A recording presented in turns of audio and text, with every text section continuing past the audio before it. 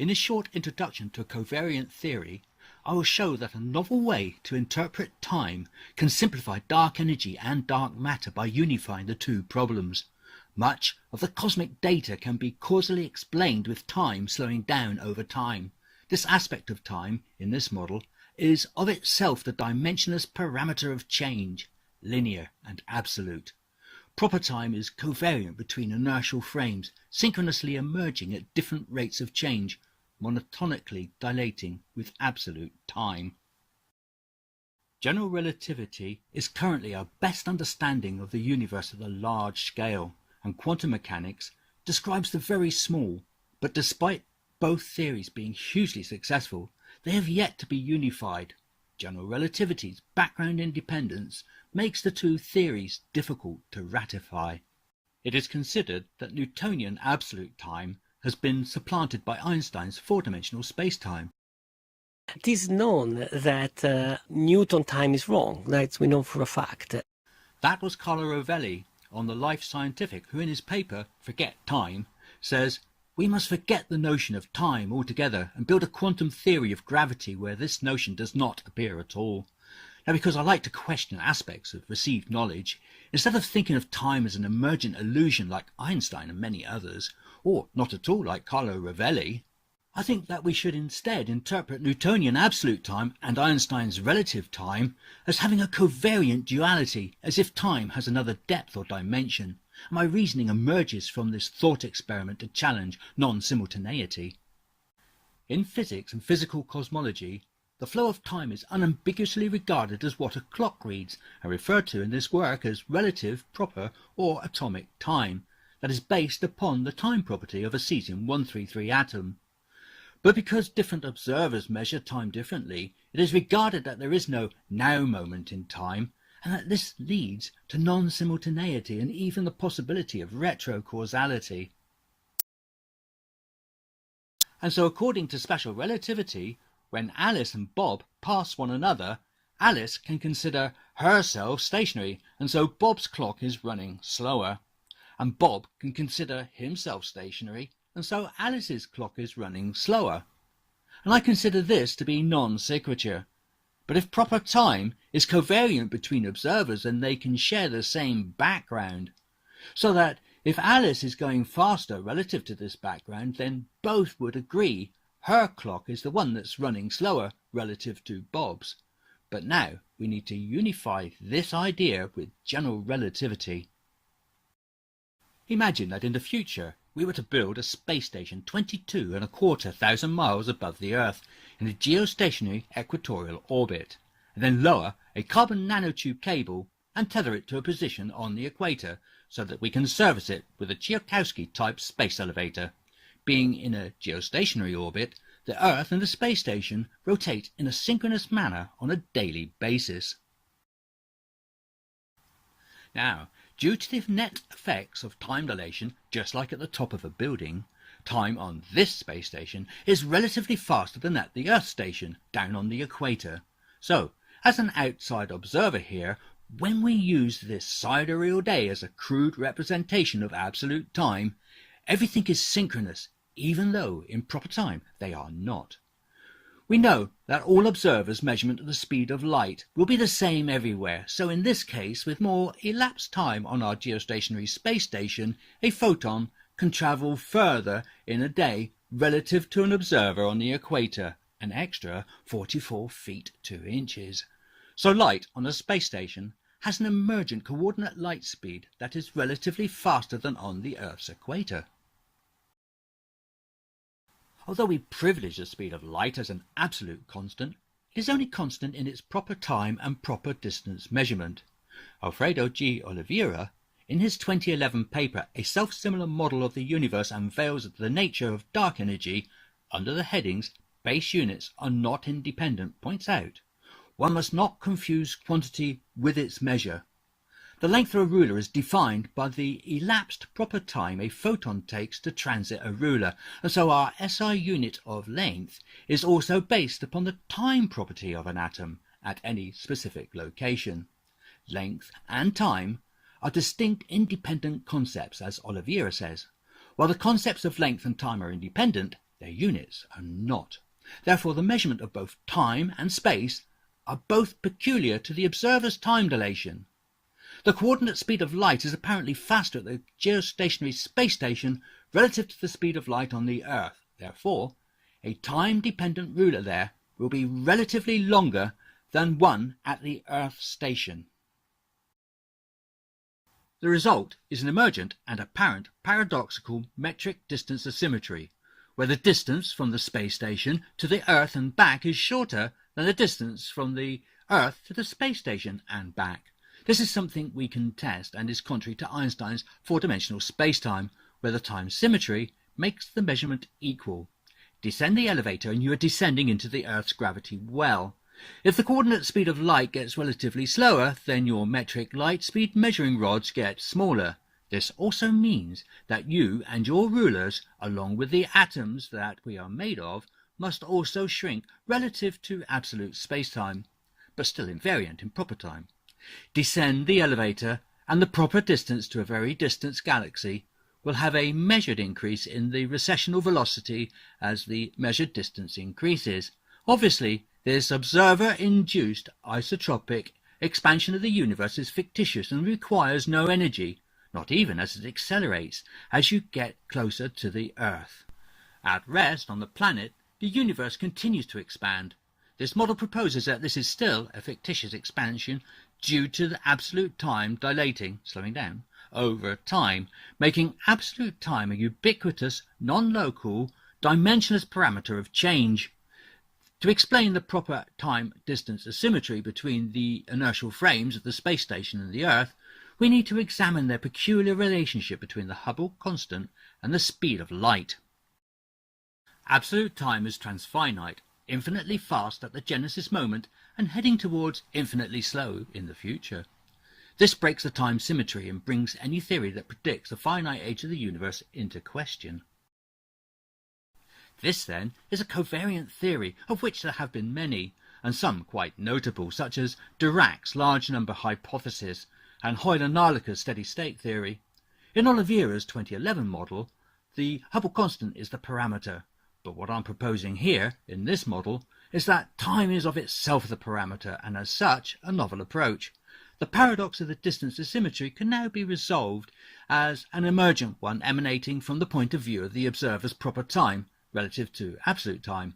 It's the same absolute time moment by moment, it's just slowing down faster where proper time is slower, closer to the Earth or travelling relative to the background.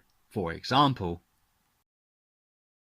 logic tells us that any now moment in time the cable displaces the same absolute amount of space, and so all rulers should be equivalent. The extra length of the space station ruler emerges over that extra proper time available to define the SI meter at that location. What we see here, as an observer, in this toy model, emerges with absolute chronological ordinality regardless of any proper time distance differences.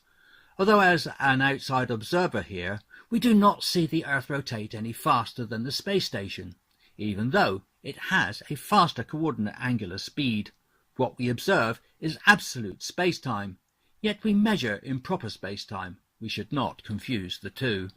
On Earth, with less proper time between each degree of rotation, there is less time for the apparent expansion of the universe, and therefore measurements of the Hubble constant will be faster, and even faster still where time is even more dilated. And because proper time is flowing faster around the Lagrange L2 point where these instruments operate, we should measure a faster Hubble constant than on Earth. And down here on Earth, where time is slower, we measure a faster Hubble constant with these instruments. But even faster still on anything in a low Earth orbit, travelling at such high speeds that special relativity effects become more significant than the gravity differences. The Hubble constant is therefore an indication of how fast the observer is displacing the absolute time, an instantaneous rate of change, if you like, which may sound like an oxymoron, but Newtonian absolute true and mathematical time should be considered as consisting of infinitely many absolute now moments within the smallest infinitesimal, or fluxion, of proper time, or what Newton would have called common time. Some infinitesimals are smaller than others, just as some infinities are larger than others. Going back to this image, what we see appears simultaneous, but with less proper time on Earth, the laws of physics tells us that the Earth is rotating faster, and it's the same with our galaxy. This is where we are. Imagine the time it took our solar system to get here from here. Now imagine a different solar system, a bit closer to the centre of the galaxy, further down the gravity well of the Milky Way. The same 90 degree of absolute rotation would have taken less proper time, and so in its proper speed has travelled faster than what appearances might otherwise indicate, and even less time here. And so Newtonian dynamics may even fit with what looks like a flat rotational curve. It's only flat in absolute displacement, not proper time dynamics. The stars in a galaxy are gravity bound, and so a galaxy will have a hidden shrinkage like the gravity-bound space elevator cable, where the atoms have the same hidden shrinkage, very slowly over transfinite time. It has been pointed out by Eric Lerner, when we look at the universe as a whole, observations contradict galaxy size and surface brightness predictions if based upon current expanding universe models, as he explained in this 2018 paper. And he justifies using a linear distance to redshift relationship, something the fractal topology of space-time theory has predicted. The current predicted age is about 14 billion years, and it is no coincidence that 14 billion years, when using this distance equation, gets us to a position where the galaxies have a redshift of z equals 1, which just so happens to be the Hubble sphere. The recessional redshift is an intrinsic property of absolute time dilation, and so we cannot derive an age for our universe from the Hubble constant, and interestingly, when we try, we always get an age that does not change, and just so happens to be a light speed distance where z equals 1, and my gut feeling is that this is very important. Therefore, Z1 and the Hubble sphere is linked to the proper time distance property of an observer's atom, and therefore the fine structure constant. And that links it to the Dirac's large number hypothesis. But whereas Dirac thought, and not unreasonably, that the age of the universe could not be a constant if, when we interpret that age with transfinite time, any derived relative age will be just another constant, in this case representing a quantitative larger past. The laws of physics are written with proper time and distance, and so our light can never catch up with the superluminal galaxies, making the Hubble sphere a future horizon of causality. Those familiar with Dirac's large number hypothesis will see that we can now link the force scales not to the size or age of the universe, but instead to the size of our Hubble sphere. The constants of nature remain invariant to proper space-time, and yet apparently scalar to absolute space-time. Gravity is inversely proportional to the size of the Hubble sphere, and not the apparent age of the universe as Dirac had used. We can see beyond our Hubble sphere because the photons that are reaching us now have always been inside our Hubble sphere, and it has evolved throughout transfinite time. This is unlike the lambda cold dark matter model with its expanding Hubble sphere that has to catch up with the superluminal travelling photons to send them back to us to see, presumably in reverse time order. Go back in time and this analogy no longer works. Matter and space are both infinite. And the further back in time we look, the larger the atoms, and at some point there is more space inside the atoms than there is outside. All matter would be invisible primordial gas clouds at this stage. The background radiation would not have been in the microwave yet. Go back in time further still, and our universe could only exist as an infinite ball of plasma, and the reason that we see the cosmic microwave background radiation in every direction now. Our position now was once inside that infinite ball of plasma that we still see, not at a position that was once 14 billion years away, but at a position 11,000 times further. But even this must have come from something. For nothing to exist, nothing can exist. Although our transfinite universe is infinite, it is part of a larger infinite cosmos. The abstract idea of infinitely fast time cannot exist, unless perpetually fractionalized into infinitely many transfinite time universes. Our transfinite time emerged along with infinitely many from the cosmos, like one of infinitely many guests leaving Hilbert's hotel. From our very first Genesis moment, space and matter are both infinite.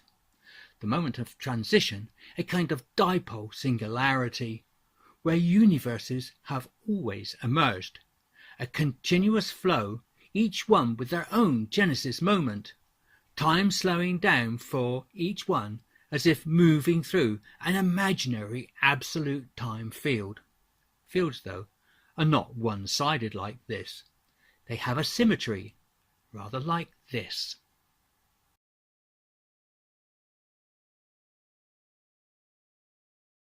Matter and antimatter are instantaneously separated by one another's horizon of causality, right from their genesis moment. The resulting matter and antimatter universes remain beyond each other's horizon of future causality. Although there are two diagrammatically opposite sets shown here, there are infinitely many.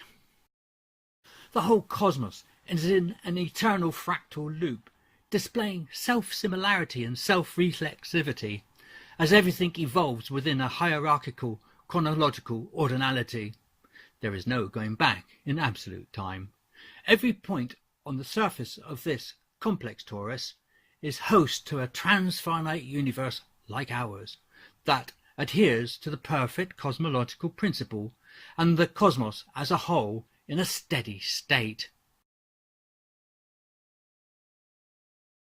So this theory explains the Genesis moment without exploding matter from the mother of all black holes. It explains how relatively more time, proper and absolute, near our Genesis moment turns inflation on its head. It explains the horizon problem with the primordial matter as an infinite plasma ball, how gravity's changing range creates the fractal patterns in the distribution of matter. It explains why there is no need for dark energy to create this fictitious recessional velocity, as only peculiar motion has a real absolute positional change. It explains how the absolute time parameter make the variations in proper time monotonic and therefore additive towards the galactic centre, so that when we mitigate for these effects to explain the observed near-flat rotation curve, the obtuse dark matter becomes unmerited. Thank you very much for listening to my theory.